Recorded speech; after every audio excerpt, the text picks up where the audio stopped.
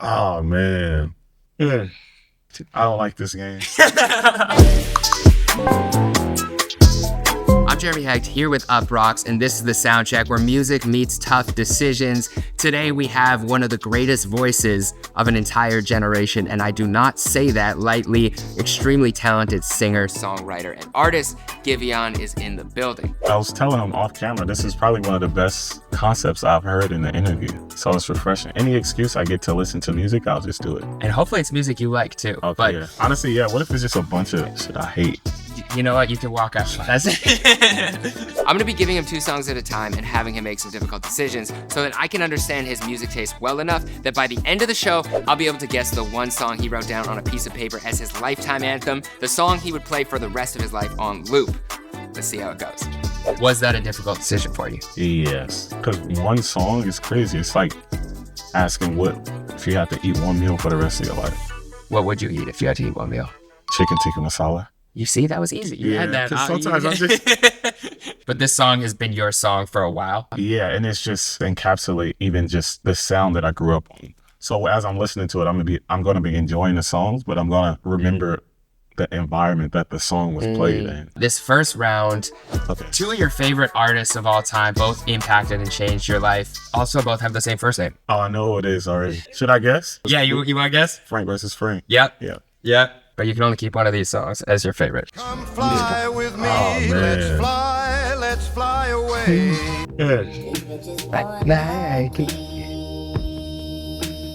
I don't like this game. I do not like this game. We're going to splice you saying, this is one of the most refreshing concepts. I love it. This is probably one of the best concepts I've heard in the interview. I hate this game. It's crazy because it's both. But if I had to pick which one gets more consumption, Yeah. it would be Nike's Frank Ocean. Incredible song. Crazy song. Where were you when you first heard Frank in your life? Thinking About You, 2012, 2013. Yeah. I was in high school. I think I was walking home from school and I was listening to a couple albums at that time, but then I heard that and I was just like, it just reminded me of my youth and my adolescence. And one of the first songs that made me want to be a better artist. Was Thinking About You? Yeah. Wow. The writing it wasn't as linear and it was more descriptive. And are you Channel Orange over Blonde? Before I was, and then a couple years went by, because I wasn't the initial Blonde lover. Really? Like, Yeah, no. upon first listen, you're like, this is good, but just not as great as... Or I instantly compared it to Channel Orange because I had to wait like 4 or 5 years. Yeah. And I was just like, the musicality is the same, but then as my palette grew and my taste grew, I realized like, oh, this is a full experiment, a full case study. And then it grew on me, and now if I had to pick between the two, I'll say Blonde. I'm right there with you. Yeah. But also I'm noting with your music taste, it's interesting, lyrics matter. I'm definitely noting that because you as a writer, you're thinking in terms of what the artist is saying. So, okay, well, this next round, it'll be less difficult, but you said you were walking dogs in 2018. So these are 2 of the biggest. To Snoop. Shout out to Snoop. It's a husky that I was walking. Really? Yeah. Okay. But yeah, this round, 2 of the biggest hits from 2018. Which one was more likely to be on your playlist while you were walking dogs? Okay, let me see. Bad little vibe, she been on my mind. Soon as I get back, she can slay. 'Cause we were just kids when we fell in love. Very different sounds. Yeah. But I see what you mean, but definitely Drip Too Hard. Drip Too Hard? Yeah. Okay. Yes, rap fan, but I was also, and probably still am, a big Atlanta rap fan. That's when, especially 2018. And even being from LA, just West Coast, it was like every other coast wasn't as present. So I'm a big fan of Atlanta rap. So you would have been Drip Too Hard, the Husky. Were you vibing? Like, were you listening to I was just like, it was a lot of stuff I was listening to at that time too, but it was rap infused too. I was listening to a lot of Trippie Redd too. And it was so cool. It was venues where you could go see your favorite rappers at like 1,500 capacity venues.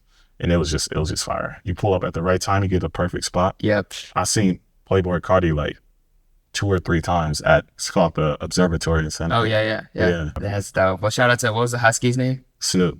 Oh, the dog's name was actually Snoop. Yeah. Okay, so shout out to both Snoops, but specifically the Husky. Yeah.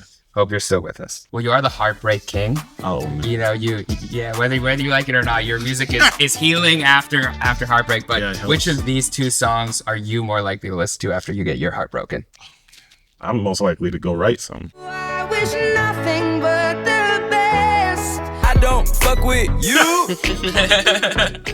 Okay, look, I'll feel like Big Sean, Yeah. but in reality, I'll be Adele. Okay, so You're Big Sean. That's probably gonna last 2 minutes of me being like, just trying to have this bravado. we're hitting the streets. Yeah. We're going to the club. Trying to be dismissive, but no, full blown Adele. Because then I don't process it if I just do the Big Sean. Everybody know you lying. You're okay with I don't fuck with you for like 2 days, and then it's someone like you right after that. Probably one day. One day. Honestly, probably one like night. 13 hours. 13 hours. Okay, so you're not afraid of the emotional weight that goes into some of those songs. I think that's why I started making music, because I grew up in a house with all boys. My mom had 4 boys, and only a few emotions were even allowed. So in order to be able to be labeled emotional, I would just have to put it in the form of a song. Okay, well, both of these, 2 Canadian legends, but also 2 people who have given you big opportunities. And I chose very specific songs from each of them. So just which song do you like better? They know who it is. But you get real on a pill and I like it. Where are you now that I need you? That's good. That's good. Drake for sure, though. Yeah, Fire and Desire. Yeah. Just as someone who consumes music, Drake is one of my favorite artists. But as a artist, his writing style, I pulled a lot from him. Like his lyrics are more based in dialogue. Yeah. That's right. It's like very captionable because it's like real life conversation. It's almost like a text thread. Yep. What did that album mean to you? The Views era. Do you remember where you were listening to that? Yeah, I know exactly where I was, because I got in an argument with my girlfriend at the time. And we were in a studio apartment, so I couldn't even storm out and be mad. You like walk to the other Yeah, wall. I'm in the kitchen. And she's like right there. I'm like, why are we doing this? But I was listening to it, and I was just like, dang, this is crazy. And it was like I think it was like an Apple exclusive. Yeah, it was, I think. And I ain't have Apple yet, because I ain't had no money. So what'd you do? I think I had to we had to squash it. Because she had the Apple? I was like, why are we doing this? You're like, hey, baby, you know what? Let's put this behind us. By the way, what's your Apple password again? Can I just, if you're setting the mood, which of these 2 songs are you clicking play out? I love it. Girl, you're so sexy. Yeah. Party. I'm heavily influenced by Migel, like his 2008 All I Want Is You album. Oh, yeah. I was listening to that all the time. And that was one of the first more modern vocalists. I listened to him and was like, oh, I got to get better at singing. Wow. Hearing Migel. But Party is just like, it's just a vibe.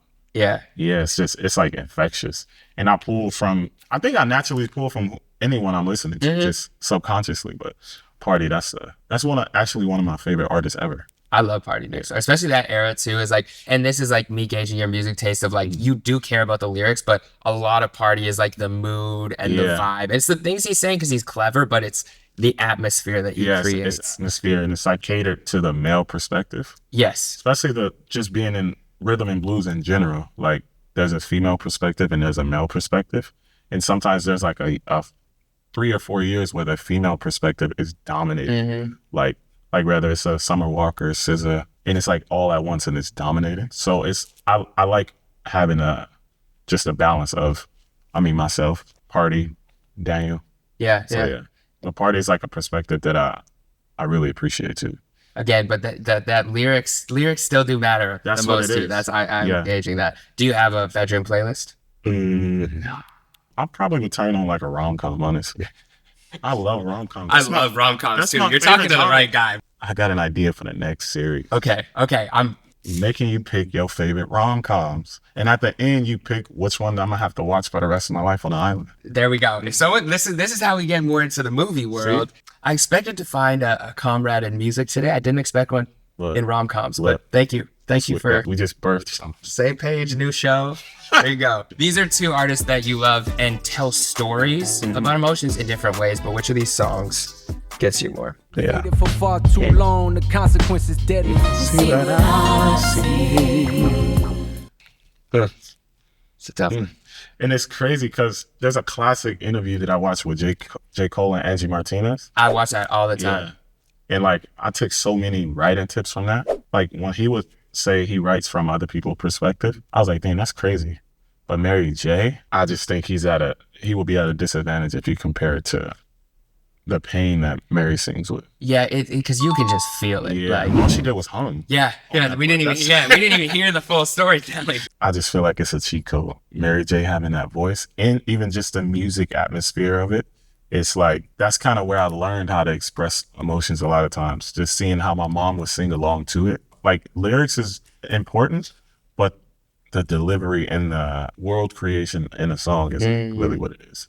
Well, that's like a great note for me to understand your taste a lot, because it's like, before I thought lyrics was like number one, but now we're going to Mary and Party, and it's like the atmosphere created. And if you can deliver your emotion without just the lyrics, and it's the voice that matters. So if you can make a song where you encapsulate all of those things, that's when you have a perfect song, I think. Okay, last round before then. I know Long Beach is home, and you went to the same high school as two of these people, but the other is also a classic vibe that's very different than that. So just which song are you more likely to listen to?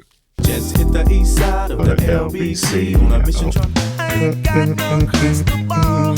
Long Beach Legends as well? Yeah, Long Beach Legends, for real. Definitely like the regulators. Yeah. Like Warren G, Nate Dogg, Snoop. They were kind of like accessible to the people I was around. It's like they all knew a cousin or an uncle or something. Yeah. So did it feel like making it was very possible? No, because it was like specific sound that I wasn't making. It was almost like West Coast G-Funk. Yeah. So to me, I was just like, I'm going to just make music and whatever happens, happens. And the reason I would pick that is because it also has the identity of Long Beach in it. So that matters too, about like where you're at, how the atmosphere shapes your memories. And like the blackness of it too. Like, it feels like it represents Black American culture. And I also want to have that in it as well. All right, well, all of that leads us to the final round. Yeah. We are now at the part of the show where I have to guess which song you wrote down on that piece of paper. I was given two songs. One of them is your actual pick. The other one was handed to me by production, and it is not your pick, but both have your handwriting. So based on your music taste, I have to now guess which one was actually yours. I will say this, I'm not gonna look at you or listen to anything you say. So you could be talking, but I'm covering my ears and just focus on the music, because I have been duped before by focusing. People have given full-on performances of one of the songs, word for word, bar for bar, getting up, rapping, singing, and it hasn't been their song. You know what's so crazy is I would have guessed that if it was just based on, but you just you performed. I tricked you because I do know the words to the mystical song. Oh, man. I will say my mom played both of these songs around the house, and that's how I know both of them. Okay. And it takes me to just a memory and an experience of just why I make music too. So good luck, pretty much, is what Thank you. Yeah, I appreciate it. Thanks for the good luck. Okay. All right. Well, first song we're going with is Closer. I'm just looking over here. Eyes closed. Beautiful sonic. Like that groove is just like. Hey, I'm not listening. I'm not. I don't care. I don't care what you have to say about this. I'm just speaking out loud. Okay. All right. Then we have Always and Forever. It's just like a dream to me. Okay, I don't know what your vibe was like to either of the songs. I kept my eyes closed. I'm locked in. I have my pick. Why? I feel like both songs are giving an emotion, and I clearly can sense there's probably memories attached to both of them. But Always and Forever is more of a upfront, like, here's what you get when it comes to the lyrics. But based on what you said about like Mary and Party, Closer is one of those songs where like the emotion is seeping through the vocals, and it's such an atmosphere that, paired along with how much you said you love Drake, and I know he did Closer to My Dreams remix, and I could see that being a big thing for you, and that song just feels like it fits your music taste line all the way down. So I'm trusting my intuition. I'm going with Closer as the win. Don't tell me. We should make a rom-com about how you got it wrong. Oh no! What? But everything you said was like, it is. But the thing about it, give me a second. I'm so confident too. But you know what it is? They got me. The delivery happens later on in the song, because Always and Forever is from the 70s. Yeah. So that it builds up into exactly that. So I just needed to listen all the way through. But your explanation is like, dang, maybe I didn't You're like, maybe help that was my song. But why the song you actually chose? It was one of my introductions to soul. It's just the textures of the song. There's a warmth to it, and there's a timelessness. Like, this song is timeless as well, but that song, Always and Forever, is almost like 50 years old. Yeah. I also was presented with a song that I'll have to listen to forever. That's so it just seems like something I could just play forever, smooth. Even the writer, I love the writer. His name is Ron Tipperton.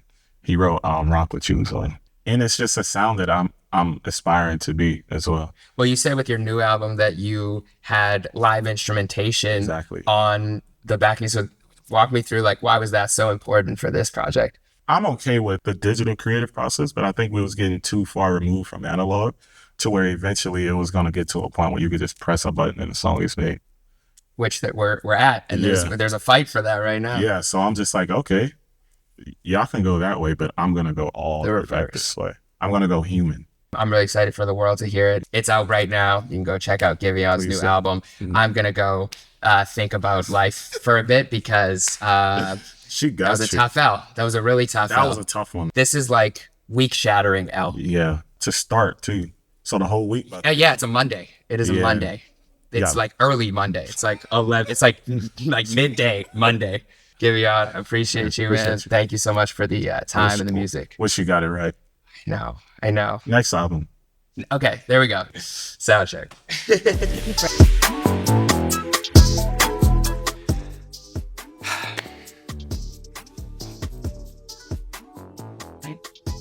I was close to my dreams, but I needed to be closer to win, and I wasn't today. And that I know that joke was bad, but so was the loss. Okay, so just I don't know what's worse. So just let me have something. Give me a pity laugh there.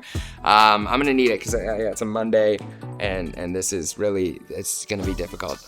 Just go watch. We got more episodes. There's episodes where I win. I promise. There's episodes where I win. I've won like 10 or 11 of them. So go watch those and hit the like button and share this with a friend. But maybe just tell them to stop watching before the last minute so you don't see me lose. But see you in the next video.